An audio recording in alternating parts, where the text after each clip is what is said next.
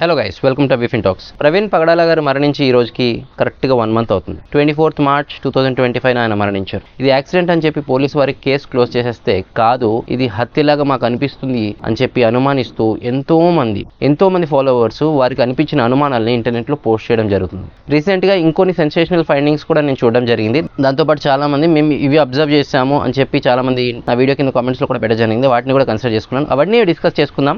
ఇంకొక video recent గా release అయింది. ఏంటి అంటే అతను ఆ వీడియోని బ్రైట్నెస్ ని తగ్గించి పెంచుతా ఉంటే ఏంటి అంటే అక్కడ 3 ఫుట్ ప్రింట్స్ ఉన్నట్టుగా అనిపిస్తుంది. అంటే ఎవరో 3 వ్యక్తులు బలంగా తొక్కినట్టు అనిపిస్తుంది. సో ఇవన్నీ చూస్తుంటే ఇది ఒక డ్రంక్ అండ్ డ్రైవ్ లాగా ఎట్లాగో అనిపించట్లేదు. సో ఇంకొక ఫైండింగ్ ఏంటి అంటే అతను బండి మీద నుంచి పడిపోయినప్పుడు అతను లోపల వైట్ షర్ట్ ఉంది, కానీ ఫోటోలో లోపల వైట్ కలర్ డ్రెస్ ఏం లేదు అని చెప్పి ఇంకో ఫైండింగ్ ఉంది. బట్ ఎందుకంటే ఇన్ని అనుమానాలు ఉన్నా కూడా వాళ్ళు ఎట్లా ఇవన్నీ పట్టించుకోకుండా కేసుని ఫాస్ట్గా క్లోజ్ చేశారో నాకు అర్థం కావట్లేదు. మొన్న పట్టిన వీడియోలో నాకు కొన్ని కామెంట్స్ వచ్చాయి. ఏంటో చూద్దాం. టైర్ వెనకాల సపోర్టింగ్ రాడ్ డిఫరెంట్గా ఉంది, కరెక్టే. నయారా పెట్రోల్ బంక్ దగ్గర ఫుటేజెస్ ఎందుకు రిలీజ్ చేయట్లేదు?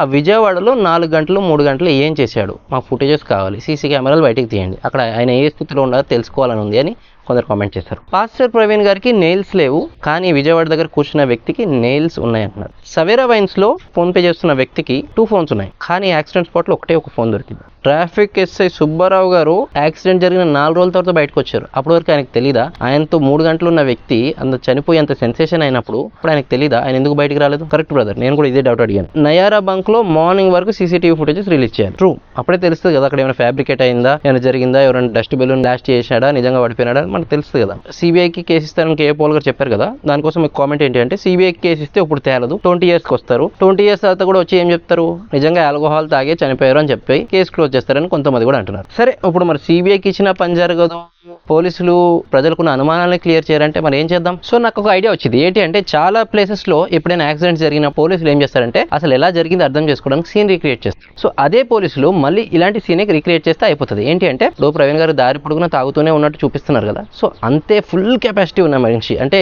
దారి పొడుగున తాగుతూ ఉన్నా కూడా హ్యాపీగా బండి నడిపించే వ్యక్తి ఒక అతన్ని తీసుకోవాలి మనం. అతనికి ఏం చేయాలంటే సేమ్ అదే టైంకి సవేరా వైన్స్ కి అతను మందు కొనాలి, అవే బ్రాండ్స్ మందులు కొనాలి. అతను కూర్చొని తాగుతాడో నుంచొని తాగుతాడో బండి మీద తోలుకుంటూ తాగుతాడో అతని ఇష్టం. ఎందుకంటే ప్రవీణ్ గారు ఇలా తాగాడు అని మనకి ఎక్కడ చెప్పలేదు కాబట్టి అతని ఇష్టానికి వదిలేద్దాం. అతని కెపాసిటీ, అతని టెక్నిక్స్, అతని క్యాపబిలిటీ బట్టి అతను తాగుతూ ఉంటాడు. కానీ ఏం చేయాలంటే అతను తాగి కూడా అంత సాలిడ్ గా అదే ప్లేస్ కి రావాలి, అక్కడే పడిపోయి ఇంకో చోటుకి వెళ్ళి పెట్రోల్ కొట్టించుకోవాలి, ఇంకో చోటుకి వెళ్ళి మళ్ళీ మందు కొనాలి, మళ్ళీ తాగాలి, మళ్ళీ నడపాలి. సో ఎంత తాగుతారో చూద్దాం. ఇప్పుడు ఇంత తాగుతూ కూడా అదే టైంకి రీచ్ అవ్వాలి, అదే కండిషన్. తాగే వ్యక్తి ఎక్కడైనా కూర్చొని తాగుతాడు, కానీ ఫస్ట్ ఆఫ్ ఆల్ ఇన్ని బ్రాండ్స్ ఆఫ్ బాటిల్స్ ఎవడో కలిపి తాగడంట. ఒకవేళ తాగి కూడా ఎవడు అంత టైంకి కరెక్ట్ పాయింట్కి రీచ్ అవ్వలేడు. కానీ ప్రవీణ్ గారు పాయింట్కి రీచ్ అయిపోయాడు, టైంకి ప్రతి టోల్ గేట్ కి టైంకి రీచ్ అయిపోతున్నాడని మనకు చూపిస్తున్నారు కదా. సీన్ రీక్రియేట్ చేయడానికి ఈ వ్యక్తికి కూడా ఏం చేయాలంటే వాళ్ళు అయ్యే బాటిల్స్ కొనిచ్చి మళ్ళీ ఎల్రా బాబు తాగరా బాబు, కానీ ఏంటంటే కండిషన్ అదే టోల్ గేట్ కి ఈ టైంకి రీచ్ అవ్వాలని టార్గెట్ ఇవ్వాలి.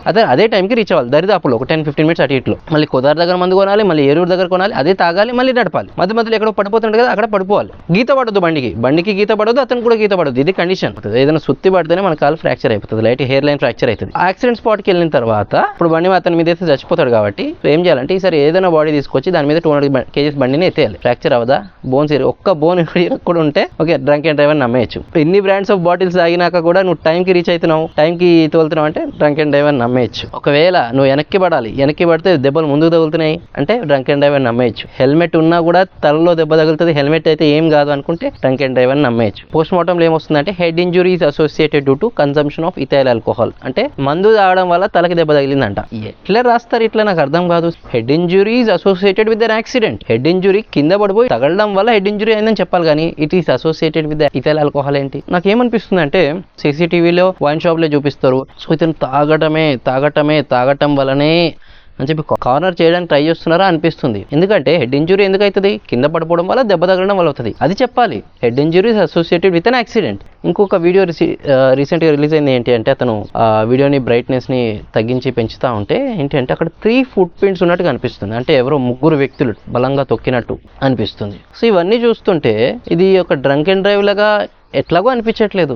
మరి మనకి చాలా కేసులు ఉన్నాయి, ఇదైతే టకటక క్లోజ్ చేసేద్దాం అన్నట్టు క్లోజ్ చేసినారో అర్థం కాదు. బట్ ఎందుకంటే ఇన్ని అనుమానాలు ఉన్నా కూడా వాళ్ళు ఎట్లా ఇవన్నీ పట్టించుకోకుండా కేసుని ఫాస్ట్గా క్లోజ్ చేశారో నాకు అర్థం కావట్లేదు. మీకేమనిపిస్తుందో కామెంట్ బాక్స్లో చెప్పండి.